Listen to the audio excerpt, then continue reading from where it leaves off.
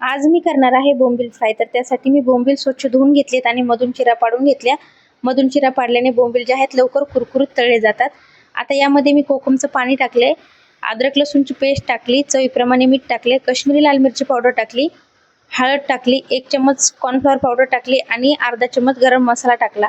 बोंबील जे आहेत मॅरिनेट करून 15-20 मिनिटं झाकून ठेवून द्यायची.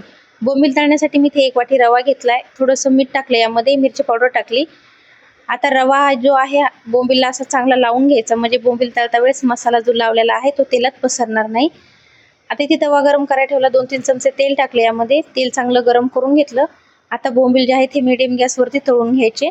फास्ट गॅसवरती बोंबील तळले तर कसं आतमधून ते नरमच राहतात, म्हणून मीडियम गॅसवरती बोंबील तळायची. बोंबील तळता वेळेस सारखं आलटी-पलटी नाही करायचं. पहिले एक साईड चांगली फ्राय करून घ्यायची, नंतर पलटी करून दुसरी साईड फ्राय करून घ्यायची. तर मी आज अशा पद्धतीने बोंबील फ्राय केले होते.